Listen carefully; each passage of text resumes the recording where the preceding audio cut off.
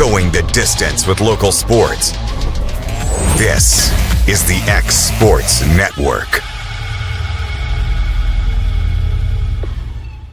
When it's time to build a home, remodel, or add on, Hamby Builders is this area's experienced construction company. From site selections to floors, doors, windows, trim, tile, bathrooms, and kitchen, the Hamby Builders team can make your home the home of your dreams.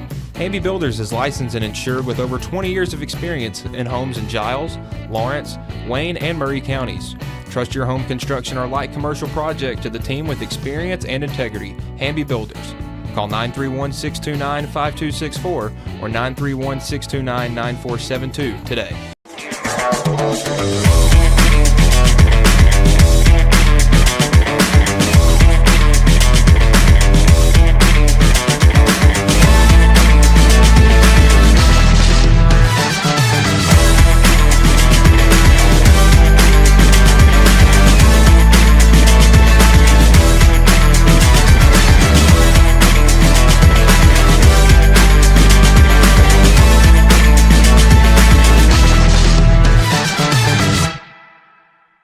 Bring your outdoor dreams to life at Loretto Nursery and Landscaping. This one-stop shop can help you get your project done from start to finish. Go see for yourself. They have a wide variety of plants, from tropicals to ferns and trees, plus hanging baskets. What they have to offer goes beyond what looks good. They also supply concrete, mulch, compost, and drainage culverts. Don't forget about their on-lot buildings and chicken coops. You think that's all? You can also stop by to fill up your propane tank. Loretto Nursery and Landscaping has you covered. Stop by 409 South Military Street.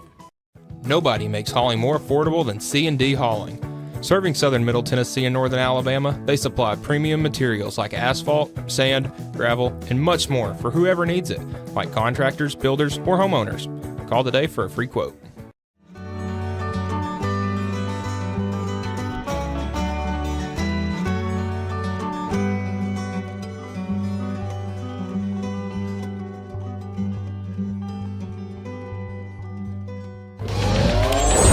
Going the distance with local sports. This is the X Sports Network. And welcome everybody to X Sports Today. AJ Good here with Taylor Plott and Michael Marks as I continue.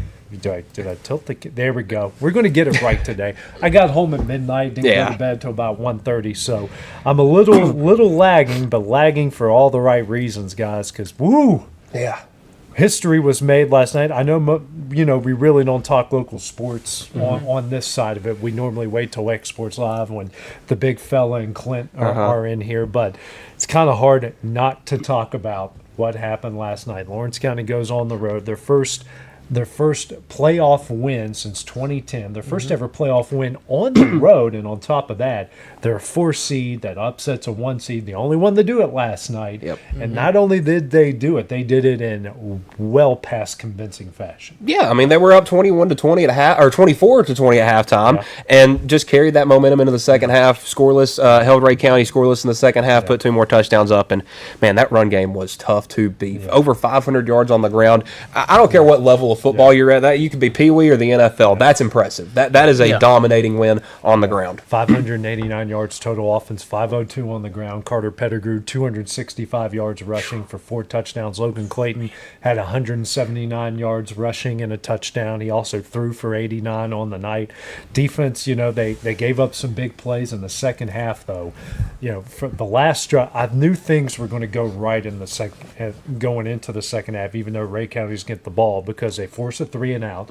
They force a punt. They get the ball back, 54.7 seconds left, get it the field goal range. I mean, the only time they got stopped was when they stopped themselves. They had one drive, a negative play led to an interception. Another drive, a negative play eventually led to an interception. And then a 3 and out because Pettigrew got his ankle stepped on, so he comes out. It's only time, and other than the drive that ran out the clock.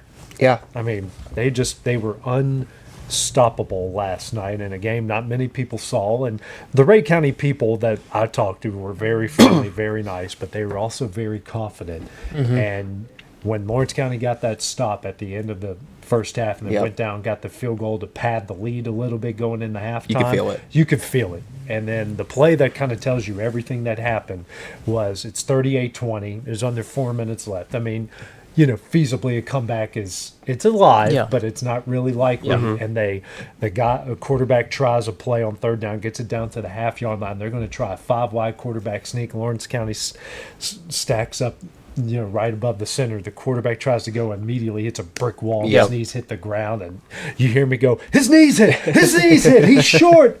And then they come out, hit a couple first downs, game's over. Yeah. I mean, they just dominated every aspect of the second half. They played with speed.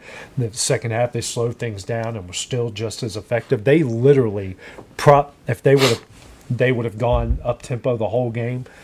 It could have been 700 yards total offense, 50 points. Yeah. Easily. Easily. Last night. Oh, and I think the craziest part about this is that, they got that 502 yards on the ground, but just a couple weeks ago, Logan Clayton threw for almost 400 yards. Yeah. So that just proves how multiple this offense can be, and you're going to need both of that when you're trying to make it deep in the playoffs. Yeah. The only games I've seen this year has just been kind of a minuscule amount of Lawrence County games, but the ones that I've seen, I could tell that run game was going to be a problem for anybody that they face, and obviously getting to the playoffs and upsetting the number 1 seed. But sure enough, that run game was on full display, and it is very, very tough to stop when Lawrence County knows that is the game that they like to play. They play it very well, and you're just going to have to stop them. And the teams so far, I mean, They've had it's been a hard time with it. stopping them. Yeah. Yeah, so they will face the Knoxville Halls, Bristol, Tennessee High School. It's in Bristol. There's 2 high schools in Bristol, Tennessee and Virginia High. You can, if you can't figure out what state they're in, then, you can't fix yourself. Yeah, I would say at that point in life. you're beyond fixing. Ron White used to say you can't fix stupid. Just like small rant. You're watching the game. There's a scoreboard on it. Why are you asking what the score is? Yeah, it happens. It happens, And I did say it a lot last night, but you're watching the game, Yeah. and you're commenting on a stream that has the scoreboard Right there. of the game It's over there too. right there. I can't help you. I cannot help you. Oh, there's so much stuff on the weather side too that I can get on a rant about for that, because it's like you're literally watching. We had someone for the first 2 years on just about every stream. It was the same person. She eventually stopped, so that takes out half of our comments. She eventually stopped. What's the score? And every time I just go, look at the screen. Look at the screen. It's not that hard. Anyway, Sports. yeah. Again, they'll take on the Knoxville Halls and the Tennessee High School winner. That game is actually in Bristol, so whoever wins that, Lawrence County has to go there because they are a 4 seed. Any weather we might be foreseeing next week, Taylor, that they might potentially move it up to Thursday again? I don't think so. It should be relatively nice on Friday. Okay, so we'll see what happens. Anything is possible, but I did look up the driving distance. It's 4:15 to Knoxville Halls, and it's a lovely 5:42 to Bristol. But if you look at both teams, there's advantages and disadvantages to playing both of them. Obviously, travel is not going to be an issue if you go 320 and spank somebody in their home. In their home building. And by the way, I must mention, you on that drive last night, you passed by the stadium that you play the state championships in at Finley Stadium in Chattanooga. That's a Carbon copy of Marshall. Did I say that out loud? We built Jones C. Edwards before y'all did. Another rant. I'm not going to go out. Okay, guys, let's get into college football. We got some exciting ones. We got some exciting ones tonight. Northwestern is at USC, and guys, we know you can't count out anyone, especially Northwestern. They've proven to be a tough team to beat USC under Lincoln Riley, which, by the way, I don't know if you guys know, there's starting to be some rumblings over there with Mr. Riley. And There were too many coach openings without his name to be thrown into one of them. Exactly, and there's some of it, I'm hearing some of it as well, but Yeah. I'm not going to go too deep into it. But they've got Northwestern tonight USC, if they want to keep those Big Ten title hopes, if they want to keep a playoff hope alive, this is a good win to get under your belt. Yeah, this is one that you got to have, and I do like this one for USC. I think Northwestern plays too slow and too sluggish, and USC has been playing a bunch of those teams in the Big Ten lately. They've had the Nebraskas, the Notre Dames, the Michigans.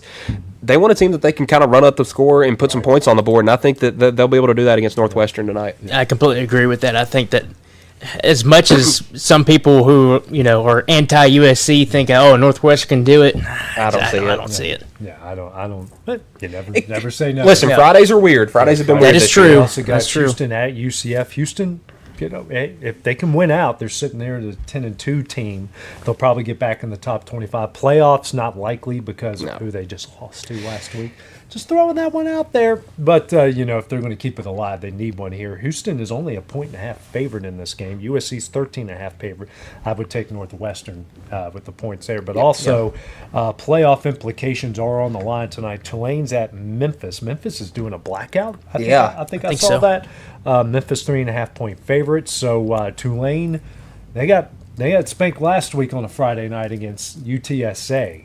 It's always those tricky ones, and when they come back, it's the week after, just like SMU losing at Wake Forest. Yep. It's a week after game where that team really kind of locks in. This could be a dangerous one for the Tigers tonight. Yeah, it very much could be, because it seems like every week in the American, the past 3 or 4 weeks, we have a team get beat, and we're like, okay, their playoff hopes are done. We had it with South Florida last week. We had it with Tulane last week. I mean, who's next but Memphis? And, Tulane looks really, really good this year.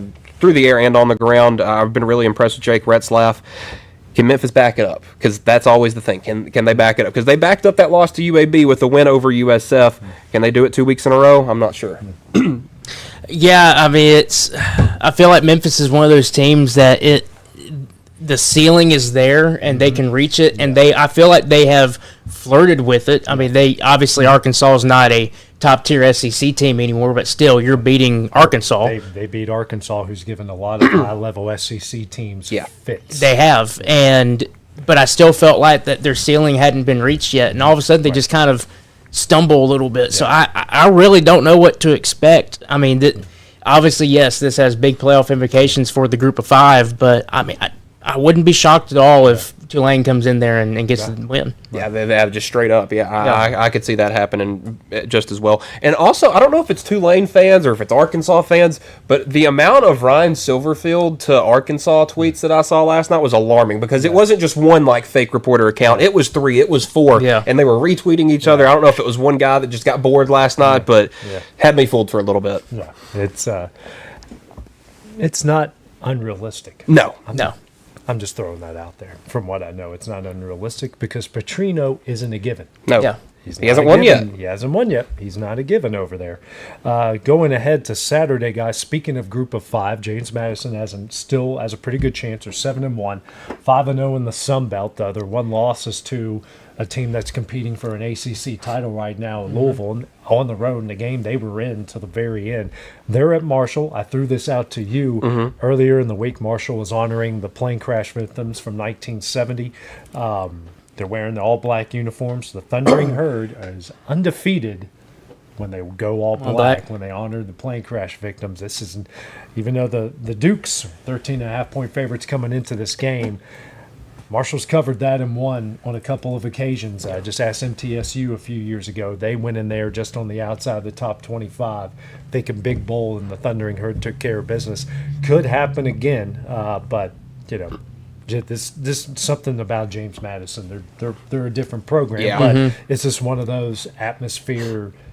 Teams really get up for this game sort of thing. That's going to got to bring your A game, and if you come in there sluggish, Marshall can take full advantage of that. Yeah, and this feels like you mentioned with that plane crash game that maybe Bennett, the quarterback for JMU, throws a pick in the second quarter, something like that. Just because that's kind of been the problem for Marshall this year, is their defense has been a bit subpar when it comes to giving up points, but they've been able to score with them. A lot of points. But they've been able to score with most of the teams they can play. Get a couple stops, maybe force a turnover, give yourself an extra possession, and at that point, it's anybody's game. I'm just glad I don't cover them anymore because I'd be running a marathon covering this team as much as they score and as much as they give up back and forth. It's always a special game. Have you guys seen their helmets?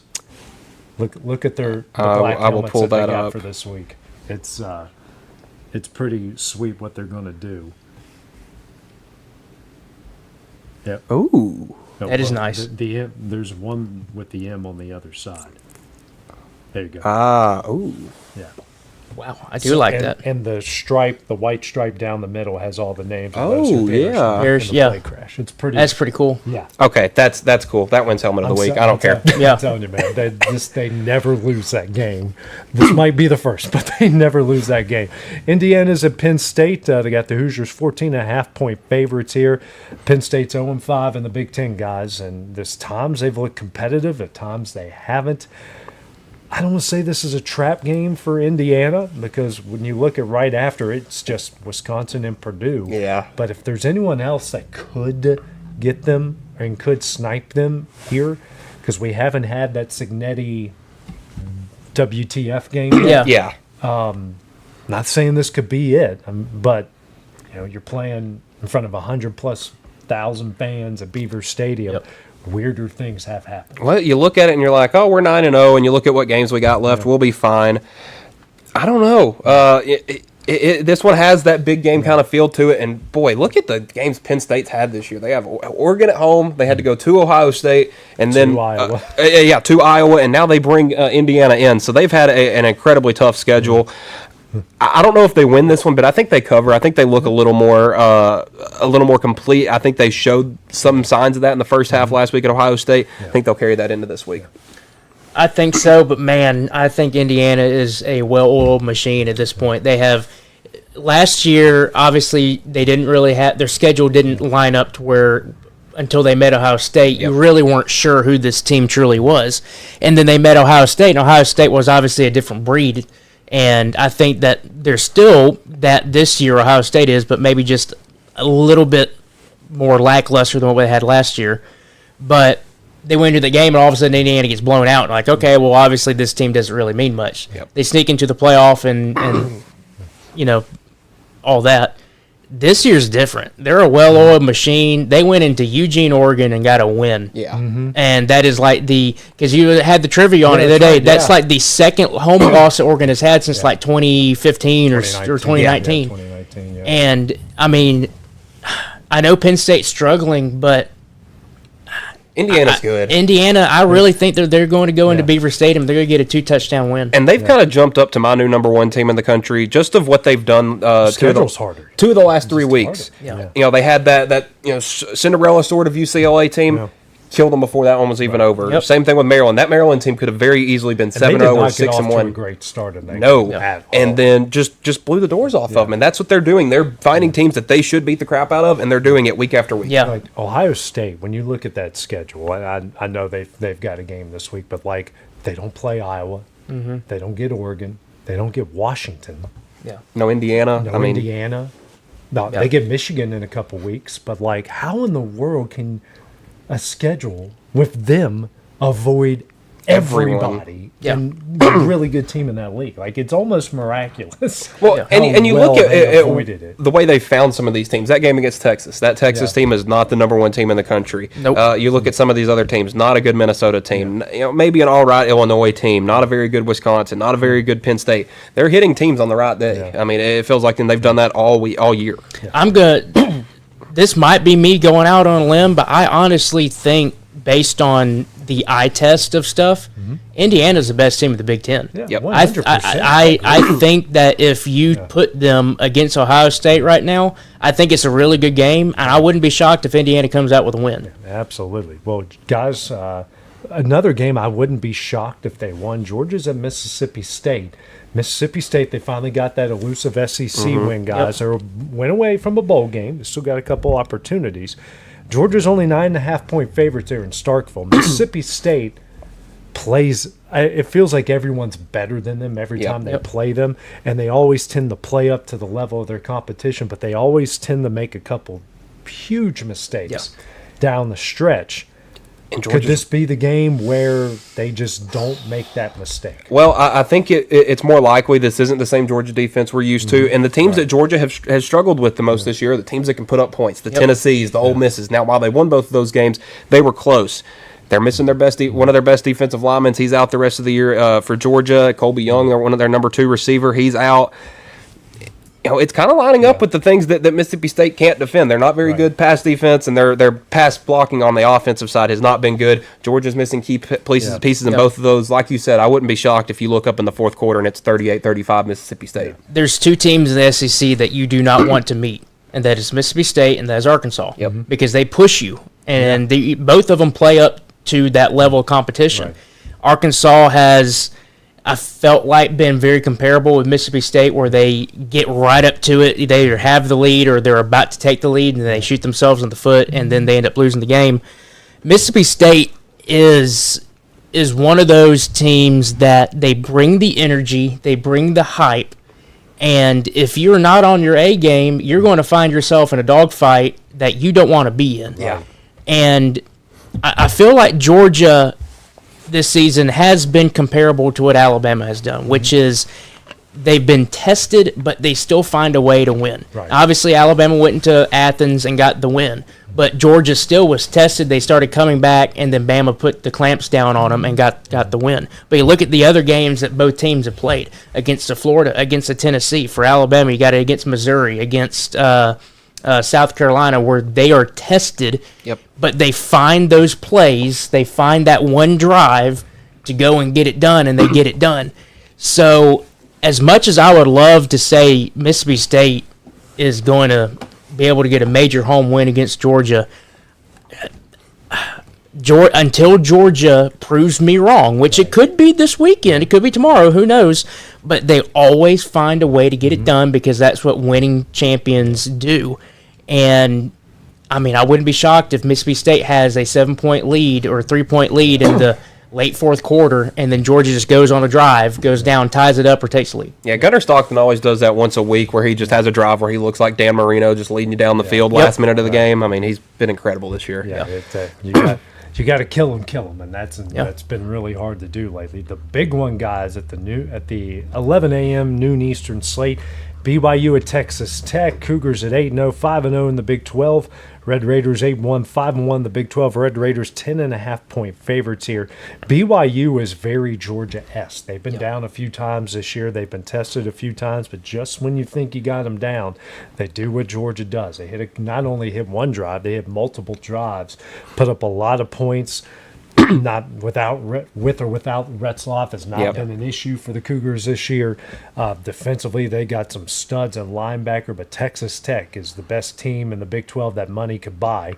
And they, outside that one slip-up where they just caught Arizona State at the absolute wrong time, they've been a really, really tough team, and I've seen a lot of top 10 teams go into Lubbock and don't come out alive. Yeah, and Joey McGuire's got himself a dang good team, and talking about the best team of money can buy. I mean, they spent $8 million on their defensive line alone this year that has been wreaking havoc across the Big 12. BYU's offense has been really good, though. You mentioned it. Bear Bachmeier has had an outstanding freshman year. L.J. Martin, Chase Roberts, Parker Kingston, those guys on the outside are really good. But Texas Tech's defense, and I think that's what's gonna make the difference in this one. It's at Texas Tech. That crowd's gonna be rowdy, and you got a freshman quarterback going into that environment. I don't think he's gonna be able to handle it. I'm gonna go with the Red Raiders. This obviously does not have just Big 12 championship aspirations. I mean, this is playoff. I mean, it could be make or break, because going back on the conversation we had earlier this week, we feel like the ACC, I think it was pretty unanimous. They probably just get one team, and it's the champion. Big 12, you would think that it's going to be two with BYU and Texas Tech, but this game could end up being a deciding factor. And as much as I do like BYU's offense, I like their grit, I like their ability. You make a good comparison that they're kind of like the Georgia out there, where they just find ways to win games. It is really hard to go in there in Lubbock and get a win, especially with this type of big matchup. And I like the Red Raiders just from the way that they're – I feel like they are kind of more well-rounded, I guess, if you will. They might not be as flashy sometimes, but they seem like they are well-rounded. But at home, they're going to be very hard to beat. Yeah, I mean, basically, Texas Tech is like going to, like, Collinwood without the mountains. Yeah. And the pretty scenery. It's like it's just the middle out there. Yeah. You got to drive for hours to get there, too. There is Lubbock. Nothing there. Ohio State's got Purdue. Buckeyes 30.5-point favorites. Ole Miss has got the Citadel. No line on that, obviously, an FCS team, which, by the way, the Citadel and VMI, the two military academies last week, I think combined, if I read right, for 50 points in the fourth quarter in a wild shootout that the Citadel eventually won. Yeah, well, it was 30 in the fourth quarter. The Citadel had 28 on one. They had 4 touchdowns in the fourth quarter. Yeah. Wow. MTSU might be able to get a Conference USA win. Maybe. Against FIU. I don't know why I make fun of them every week. I shouldn't. It's not fair. To the 2:30 slate, guys, A&M at Missouri. And Mike, I know we talked earlier this week that Missouri at some point needs to beat one of these teams. And I feel like they have to at some point have to do it. This could be the week, but I think A&M on the road just scores a ton of everywhere they've gone on the road. They've just scored a ton of points. I feel like Missouri's got a little bit of revenge in them for this game because if you remember it last year, it was that noon game at Kyle Field, and Texas A&M got up 34-0 and never looked back. I think the final was 41-10. Doubled them on through the air, doubled them through the ground. I think Missouri's mad about that. I think that they have that kind of in the back of their head, and what would they do? Would love to do is put their name back in that playoff picture, and what a way to do it than beating the number 3 team in the country. Yeah. This all sounds nice and pretty, but they're not going to do it. I mean, A&M, going back to that Indiana statement I made where they're a well-oiled machine. A&M is a well-oiled machine. Yes. And as much as you would look at the top 3 or top 4, I mean, you could make a very big argument that Indiana and A&M are right there 1 and 2. You can just flip them, and I'll be happy with whichever one is there, if I can speak. Yeah. But Missouri, I feel like they had so much going into this season. They looked good, and then ever since they got that first test with Alabama, it's like they had that game with Alabama, and yet again, Alabama found a way to win. But I felt like that left a bad taste in their mouth, and they wanted to come back and show that, hey, we are here in the SEC, we're going to contend. And then they go on the road to Vandy, should have easily won that game, but if they did not shoot themselves in the foot, now they get a loss at Vandy. And next thing you know, what was their last game that they had? It was Vanderbilt. Was it Vandy? Yes. Their last 3 they played at Vandy, lost, at Auburn, won in double overtime, and then Alabama lost. That's right.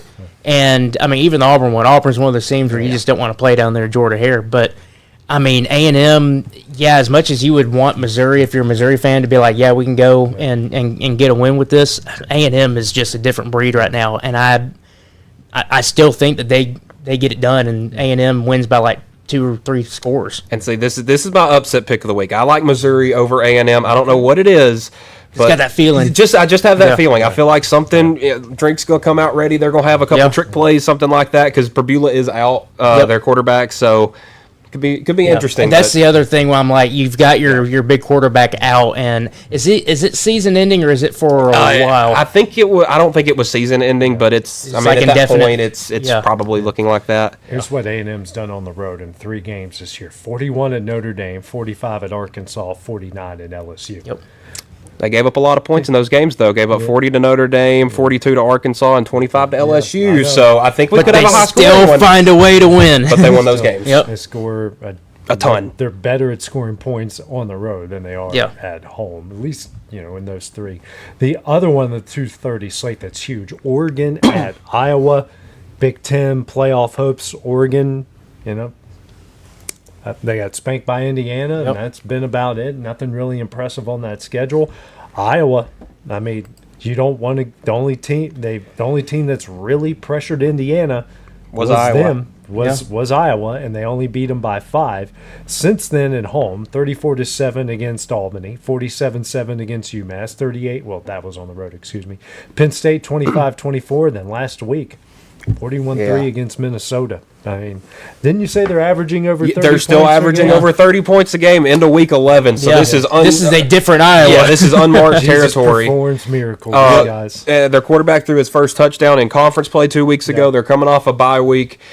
And like you said, Oregon's been they haven't been the same. I mean, we kind of lifted them up after that win at Penn State, and then we watched 2 more weeks of football, and we're like, okay, maybe not that good. They had that loss to Indiana. They struggled with Wisconsin. Yeah, home. And that just makes you feel like they're struggling with some of these slower paced teams, and Iowa might be the best at it in the country. If Iowa wins out, because they got Oregon, then they're at USC. Both of those are ranked in the playoff top 25, Yep. not just the AP right now. Should win against Michigan State. That one at Nebraska is going to be tricky.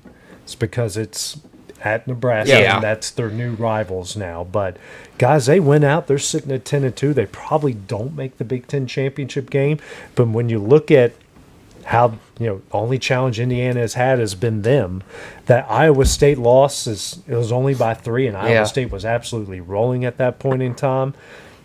I think they're in. I think they're in too, and that's probably a team you don't want to face because. Gosh, imagine going into Kinnick Stadium in December. It's cold. It's snowy. Or even host them.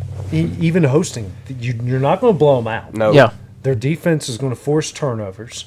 They're going to cut down on possessions. You can't play up tempo against them. Yeah. Yeah, and That's a tough game.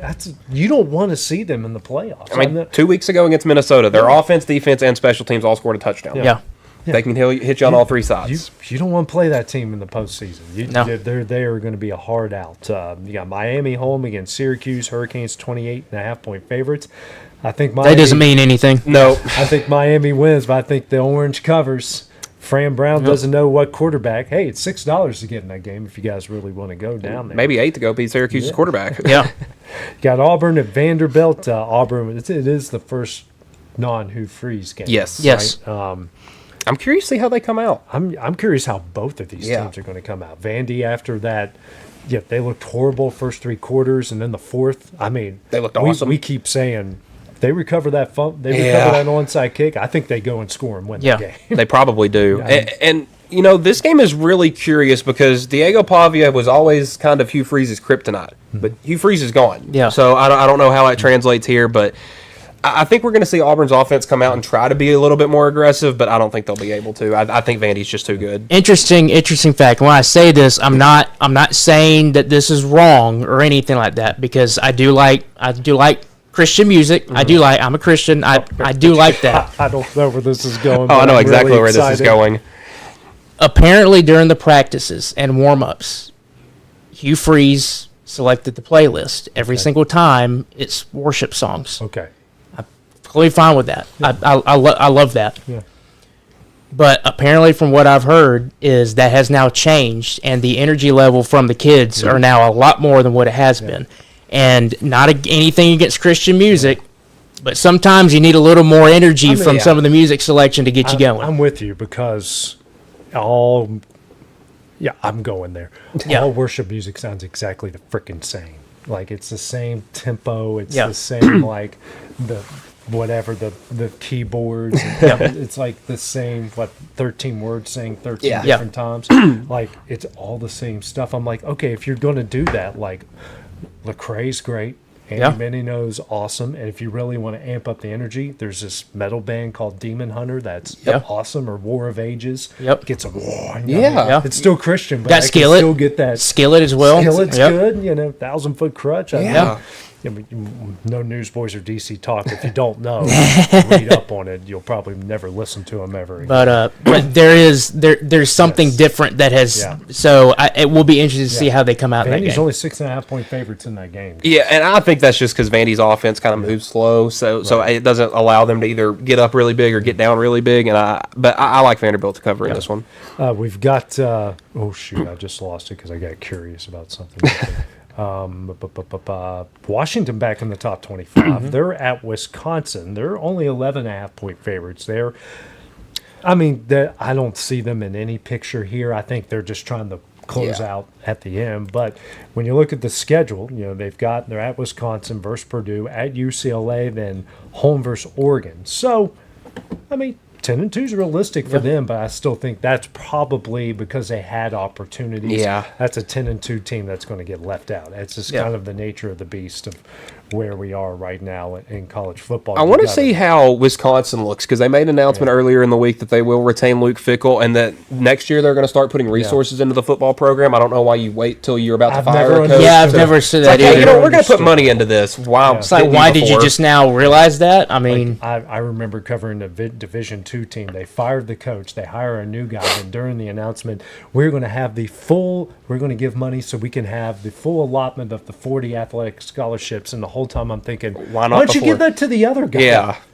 well, I had a conversation about Fickle the other day with my dad and a buddy of ours, and I mean, we both were on the same page. It's like, Fickle's a really good coach. We just kind of feel bad for him because of the situation he's in Wisconsin. Yeah. So it's like, now you're sitting here, it's like, okay, well, now you realize that you actually need to, like, put stuff. And then, at least he's getting it now. Yeah. And he needs to get the money, and then you need to give him the time to do what he can do with the money. I would say they can't, after if next year doesn't go great, just fire him. They can't do that. No, he is too good of a coach, and I feel like he's been hamstrung by stuff. Yeah. To the night games, guys. Wake Forest at Virginia. Virginia's only 6.5 point favorites here. The Demon Deacons now 5-3 after a rough start to the year. Virginia, I mean, I think not only they need to win, they need to win convincingly. And I think this is the best time to catch Wake Forest. They just had their worst game of the season last week against Florida State. Got beat 42-7. Virginia looked a lot better against Cal. I think that they're kind of starting to roll a little bit as that new first place team in the ACC. I like Virginia in this one. Yeah, I do too. And then we've got Cal and Louisville. Louisville 18.5 point favorites. They're at home. Long trip for Cal. I think the Cardinals cover. Well here. But they are without their starting running back. Isaac Brown is done for the year. Their leading rusher, so they're going to have to lean on somebody else in that run game. Yeah. Florida State at Clemson. Who would have thought that this is the night game on the ACC network? The bottom feeder bowl. It's a throwaway game. Well, we have Wake and Virginia, the night game on ESPN, and that's the night game on the ACC network. What world are we living in? One where neither one of those teams are very good at football. Clemson is favored at home. I don't know why they are 1-4 at home this year, and that one was Troy in a game that they were down 16-0 in the first half. Yeah, and they came back. They have no semblance of any defense. I don't know why they have like 4 projected first rounders on that defense because they haven't been able to stop anybody. I like Florida State to win and cover in this one. I do too. Now, I don't know if I could consider this a hot take because I feel like the more and more we go along, the more and more it probably seems more realistic. But go back, like, heck, 3 years ago or something like that. How high of a position was Dabo Swinney in where if another job opened up that people were like, I want him? Yeah, he was probably one of the 2 or 3 guys there. If any job opened up, that's your first call. For Bama because for how many years did we think Nick Saban was going to retire? And what was the first name at that list? Dabo because of his ties with Alabama. Fast forward to today. Is he on your list? He's kryptonite right now. Yeah. You don't want to get with him. He's COVID. You don't want to get within 6 feet of him. I understand that. I understand people have their ways. I get it. You do you. Don't let anybody change you. If you want to do your way, you do you. You have that right. He needs to change. Yeah. And if he keeps, I understand where he's coming from. Where it's like he wants people to come to where his organization is, where he coaches, so he can make them not only better players but better men. I completely get that. I like that aspect. You can still do that, but guess what? You can still do that while using the NIL and while using the transfer portal. Right. And I think he started using the transfer portal a little bit this year, I think is what it was. I think they got 2 or 3 guys. So maybe next year if he brings in like 7 or 8 guys. Something's got to change. I'm not saying that I'm done with Dabo Swinney. I think that he still is a good coach, but he needs to change what he's doing. Right. And this could be a so-called transition year where just wait till next year and Clemson's back up in the top 10. Well, and Florida State loses this game, there's a very realistic chance that both those jobs are open in this offseason, Florida State and Clemson. It could be, but then again, that's the question I ask where it's like, you go 3 years ago, Dabo Swinney was sought after. Is he very sought after now? Yeah. Well, so was Mike Norvell because, I mean, Florida State was in the midst of going 13-0 that season, and then Jordan Travis gets injured and they go 2-10 the next year. It's crazy how quick things can change. It is. LSU at Bama, Crimson Tide 10.5-point favorites there. Does LSU off a bye week and a coaching change? Do they come out with their hair on fire and make this one interesting? I think they can because They can, yes. But for one reason, I haven't heard anybody from, you can go all the way back to Central Michigan to LSU. Nobody has said one nice thing about Brian Kelly since he has been fired. Yeah. Especially people in Louisiana. I think they are going to come out with their hair on fire. I think they're going to play hard. I don't think they have the talent to compete with Alabama, but I think they'll come out and make it a fun first half. I'm going to go with you on that, but this is where not only it's the Bama fan inside of me, but also the football realist to see exactly what's kind of going on with the big picture and everything. I thought that South Carolina was a trap game for Alabama because it's on the road at South Carolina, and South Carolina is not a bad team, but they've just been unlucky to some extent. This one scares me because I would not be shocked at all if we go into the fourth quarter and it's either a tie game or LSU has a touchdown lead. Oh, it could be 14-13. I feel like this it's going to be a low-scoring game if it is one. It could be. I feel like if it's low scoring, it's going to favor LSU. But, I mean, we've seen how Bama, again, the same thing I talked about with Georgia, where it's they find ways to win these games, even if it's not pretty. And a win's a win, especially in the SEC. I need, from an Alabama fan perspective, I need Alabama to come out with their hair on fire and have that clipboard smacking DeBoer coming out of the tunnel, which I've never saw before, but that kind of got me fired up. It's like I really want to know what that halftime or that pregame speech was. But that Bama needs to come out with that energy, and they need to punch and punch fast because I know LSU is going to come out and play. Yeah, and I think without he's not confirmed out, but he's doubtful right now. I think without Whit Weeks, it just makes it too much for LSU to try to defend. I'm going Alabama, but I do think that LSU is going to come out pumped up in the first half, and that's going to be an exciting game. Yeah, Navy and Notre Dame. For some reason, the Irish are ranked 10th in the poll. If they beat Navy, that certainly will pump up that ranking there. The only good win that they have is USC. Well, they smoked NC State a couple weeks before that, but I would say, how do we really? NC State wasn't playing Virginia or Georgia Tech. So. And this goes back to comment I had earlier, and Bryant and I, we had that conversation, which I completely agree with him that I feel like you don't necessarily have to be in a conference, but depending on how your team is that year, it's either going to help you or hurt you. And I feel like this is a year where Notre Dame, it could hurt more than it does good. Yes, they are, they're 10th, right? Yep. They are ranked number 10. They're not a bad team. Are they a number 10 team? I really don't think so. Are they a top 15? We'll find out the next 2 weeks because they got Navy tomorrow night and then the dreaded game, November game against in the Pitt. Afternoon at Pitt. You do not want to go to Pitt in November when you're a top 10 team because you're not going to escape it. Yeah, I'm about to say, if Notre Dame can come out of those games and look really good in both of them, I think they've earned that number 10 spot. I agree. Until right now, I'm pumping the brakes. I agree. Because I think they're going to need more from their wide receiver group, because right now their best wide receiver is a lacrosse player, Jordan Faison.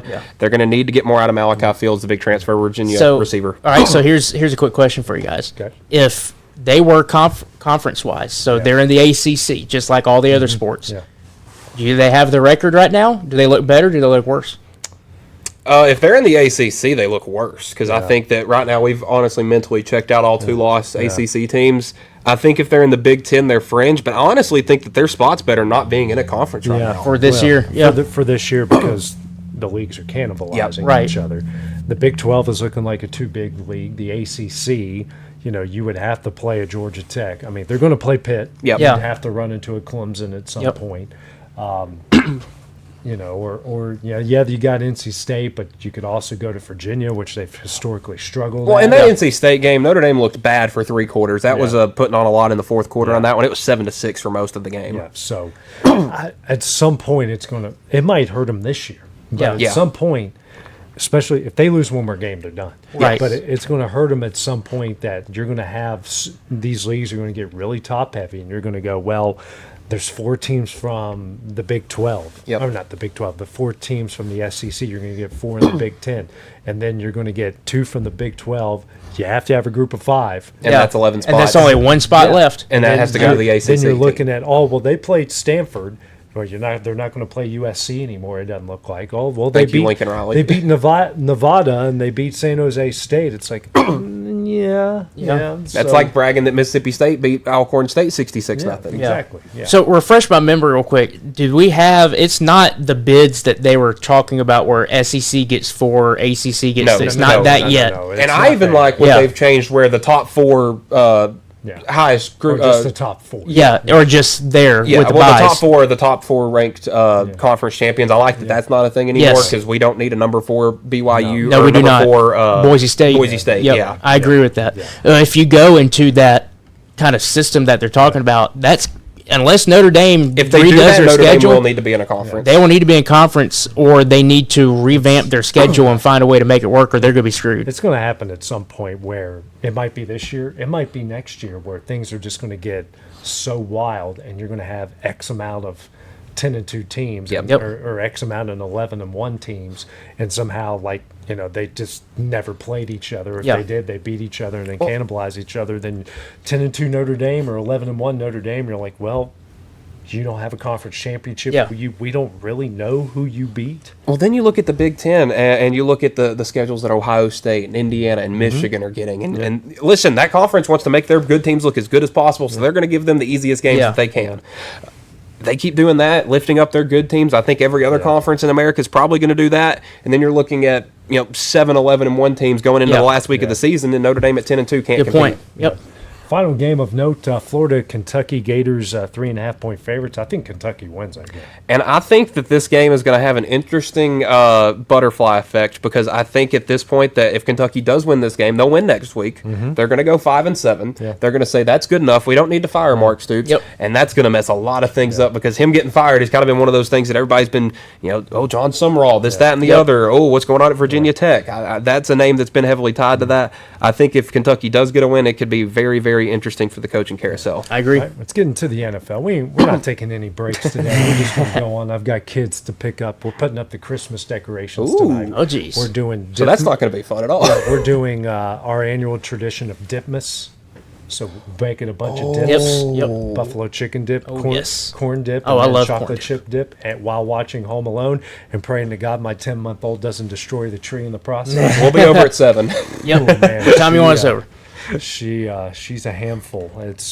There's 2 members of our family that love to play in the toilet water right now, and the other one's a dog. So Well, as long as it's not you, I think we're okay. yeah, it's not me. It's not me. AJ, you need to tell us about something? No, she's a handful. You can't take your eye off Tessa. She's just everywhere. So to the NFL slate, Denver escaped last night 10-7. They keep winning games. They just don't Look good. look good. Yeah, it's the most Sean Payton-esque team of Yeah. all time. They just win games. You don't know how, Yeah. but they just keep doing Yep. it. And listen, props to Denver for winning a game where they looked that awful. Struggle win. That makes you think the Raiders are that awful. Yeah. I mean, we knew Denver's defense was going to be good. Offensively, they're just At least the teams on the field, Yeah. visual, with uniform-wise, looked great. But Yeah. the play was subpar. Well, the other things going for them is they're not playing in college right now, so that's not going to hurt your ranking. You Yeah. just go by what your record is, and that's another the win. great thing about pro sports. There is no ratings. Yep. There is no rankings. It's just Did your record. You win, Yep. and they won. And the NFL, that's really, really hard to do. Yep. Going Sunday, 8:30 in the morning in Germany. We've got Indianapolis and Atlanta. Colts are 6.5-point favorites. Again, it's one of those you don't know which Atlanta team's going to show up, but I'm pretty confident it doesn't matter what team shows Yeah. up. Colts are going to win this game. The Bears need a big bounce back because again after that I was eating somewhere yesterday on my way to. Past Chattanooga to Ray County, and they had that game up there. Man, that second half in Cincinnati was crazy. They do get a bit of break here, but the Bears are only 4.5-point favorites here. It's because I think New York is a bit unpredictable. They can take it to the wire, or you can do what the 49ers did to them last week. Well, funny enough, looking at a bunch of advanced statistics, there was this post, and it ranked all 28 NFL offensive lines by how well they did last week. Giants were ranked I think there was only 28 teams that played last week, or what it says. Last week. Last week, Okay, yes. I was about to say we've got 32 teams. Yeah. Well, I was confused for a second. I was like, okay, somewhere off. But the Giants had the number 2 ranked offensive line in the NFL last week.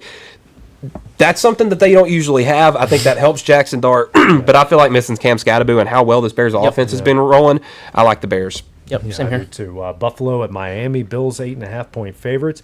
Miami is figuring some things out here. Maybe saving old Mike's job over there, but I think the Bills, after last week and doing what they did to Kansas City, goes in there and rolls.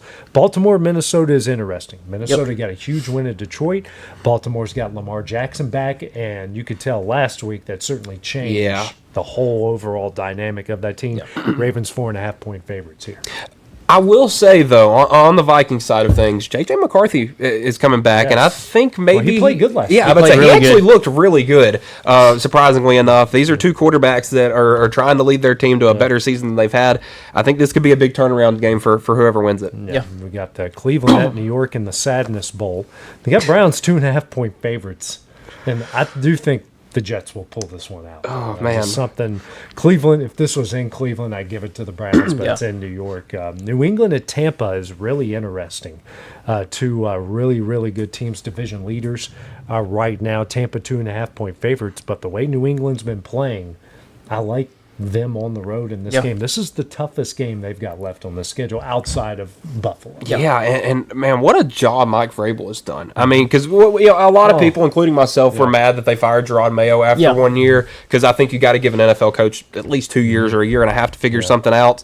They bring in Mike Vrabel, and he immediately, that team went 3-14 last year? Yeah. They're 7-2 right now. They have doubled last year's win total already through halfway through the season. I don't blame them for doing what they did, because Vrabel, once he became available, I think you had to get him, because one, he has New England ties already, and you can see how well he can coach teams and get them motivated. Yeah, it's crazy what happens when you give a good coach good players. Yeah. And there's a good history of the NFL of firing a guy after a year, because the next guy always does really good. Yep. Chip Kelly was with the 49ers for 1 year. Fire him. Who do they get? Kyle Shanahan. Yep. So, wow. Yeah, I didn't think about that. Yep. There's sometimes you got to pull the trigger like that. what is it? Who was it? The guy that was really bad in Miami, went 1-15. Then the guy they get the next year helps them win the division title. Oh gosh, yeah. I know you're talking about Wildcat offense. Yep. Ronnie Brown. Gosh, what is his? Y'all know who I'm talking about. And I have one off the top of my head too. There was another example of a guy that got fired after. Well, it was another 49er example. They fired a guy after a year, and the next guy they brought in was Jim Harbaugh. Yeah. So sometimes it works. Sometimes it really does work. You got New Orleans and Carolina. Carolina's looking pretty hot after that big win, and they're 5.5-point favorites. I think they cover and win. Jacksonville and Houston is really interesting, because this is the battle for the top spot in that division. Jacksonville 1.5-point favorites there, but with it being in Houston, Jacksonville not really a road team. And it feels like Houston Houston is a really tough place to play. It doesn't matter how good or bad they are. When they have a game in NRG, they're winning. Yeah. Arizona at Seattle. Seattle's 6.5-point favorites. No Kyler Murray there. And it's kind of looking like they're done with Kyler Murray, permanently. Yeah, it seems that Jacoby Brissett, their quarterback. So I saw a cartoon meme of trying to compare NFL quarterbacks to cartoons, and Kyler Murray's was Stewie from Family Guy, just going, "I'm running, I'm running, I'm running, I'm running, I'm running. Okay, I'm dead." That's probably the best way to describe Kyler Murray. And man, just the entirety of the Arizona Cardinals season. I get they're 3-5, and that's not all doom and gloom. But you lost to the Titans. I mean that should just, and the way you did. You literally handed it to them. Yeah. Rams at the 49ers. Rams 4.5-point favorites there. 49ers just keep finding a way to win games. Mac Jones is getting it done. He's getting it done. I was looking at this, obviously being a 49er fan, something to consider. They're playing really good. They're really hurt, though. They don't get their bye week until mid-December. Oh, my gosh. They don't have a single one until then? Not until mid-December. Wow. They don't get that bye week until mid-December. Yeah, their next Sunday off is Sunday, December 7th. Yeah. That's insane. Yeah. So they got another 4 weeks, right, to get to that bye week, Well, and then if they can find 53 guys to field, I like their chances. because But they've got the Rams. They already beat the Rams once, very shorthanded Yes. in L.A. on a short week. on a Thursday night. Then they're at the Cardinals, which that should be a win. They're home versus the Panthers, at the Browns versus the Titans, Colts and Bears. I mean, it's hopefully by that Monday you got your team back. Up until they've got 3 very winnable games after this up until the bye week. Yeah. So it's certainly feasible there. I still like their chances Robert Saleh is a heck of a DC. Horrible head coach, but heck of a DC. Detroit at Washington's looking really interesting, but I think no Jaden Daniels. Yeah. Detroit should get that done. Should get that done. Pittsburgh at the Chargers should be really interesting because it's another. I know we say this a lot about NFL teams, guys, but we don't know what Steeler team's going to show up. We don't know what Charger team's going to show up on Sunday night. I think the Chargers might be the most variant because we've seen them literally in a 2-week stretch destroy the Commanders and then lose to the Giants. Right. So they beat the Chiefs in the opening game of the season. Yeah. I don't know what LA team is going to show up, but I will tell you that I like any Jim Harbaugh team. I don't know other than the cheating part. If they play within the rules. Yeah. I know they're going to have a solid rushing attack, and Justin Herbert's just had a fantastic season. Completely agree with that. Yeah, and then Monday night, guys, a really good one in Green Bay. The Eagles at the Packers. Packers 1.5-point favorites, but also didn't just Carolina go in there and kind of take care of business against that bunch? I feel like Jordan Love is like the human epitome of what we just mentioned with the Chargers. Right. We don't know which one's going to show up because he has weeks where he outduels Aaron Rodgers 3 weeks ago, and then last week gets outdone by Bryce Young and that Carolina offense that's not great. I don't know. These are two teams that you really don't know if you're going to get an offensive game out of them or a defensive game. I'm going to lean towards the Eagles, though. Packers losing Tucker Kraft to that knee injury is going to be tough to fill in. Yeah. Yep. I mean, the same thing with the Packers. It's like I feel like they're an enigma this year where it's like you expect them to be Super Bowl contending. They have the talent. They've proven that they are able to do that. And then all of a sudden they just kind of stumble and fall, and then they come back the next week. Well, then the next week after that, they stumble and fall again. So it's like, what is this team? You look at the Packers. They have wins over the Lions, the Commanders, the Bengals, the Cardinals, the Steelers, and their losses are to the Panthers and the Browns, and their tie is to the Cowboys. So it seems that they play up to the level of their competition. They do. Or down. Or down. Yes. Yeah. Saying that up is in terms of I think the Eagles are a decent team. If they are playing up to their competition and you get a good Eagles show on Monday night, I think you could be in for a great game. So there's one statement going back to that Berlin game. It's the Colts and the Falcons. Falcons, yes. There's one of those teams, one of those fan bases. If they're in Germany, they're going to end up saying "Ich nehme ein Bier bitte" because that is "I need a beer, please." And one of those teams is going to need a lot of them, and I have a feeling it's going to end up being the Falcons. Yeah, I would have to agree with you on that one. All right, guys, our favorite game. What is the cheapest game to get into this week? And it's actually a more expensive week than what we've had in weeks past. Ooh. Check the schedule. What's the dollar amount? The cheapest is 30. There's one right behind it at 36, and then I don't see anything. We've got one at 59, one at 64, and then everything else it looks like was $100 or more. Okay, so what's the Browns Jets price? Because it's probably That's not what the I was thinking. lowest, but It's 36. okay, It's give us the 36. Yeah. It's not the most expensive week, but the get-in price is one of the more expensive we've had. Is it Bears Giants? It is not. That's 138. Yeah, Okay. I think We've got there's a couple 138s. That's actually one of the more. That's like on the higher Higher end. What about Saints Panthers? Panthers. That is 64. Oh, okay.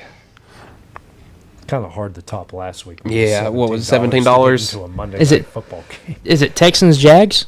It is. It is, okay. I'm Interesting. surprised by that. Yeah, because those usually games Houston- have not been cheap this year. Yeah, well, it is at Houston, and they're 3-5 right now. So Okay, well, looking into next week. Next week is one of our cheaper weeks. We've got a battle. We've got one game at 21 and one game at 15. And I think I got both of them picked out already. Well, it's definitely the Titans-Texans is one of them. It is the $15. And then my guess is that the other one is probably going to be that 49ers-Cardinals one. Actually, I bet that's middle of the. Actually, it's one of the most expensive. I was about to say, I games bet the next Cardinals figured they could gouge the 49ers. Ravens Browns. week. It is. They're $21. It's at Cleveland. Yeah. I wouldn't want to sit there in the cold, to be honest. No. You'd have to pay me that $20. Yep. For sure. Well, guys, that will do it for X Sports today, and we can check out all the football going on Saturday and Sunday. We'll be right here 1:30 sharp next week, talking about everything that went down this weekend. So for Taylor, Mike, and myself, have a great weekend. We'll see you guys on Monday. Going the distance with local sports. This is the X Sports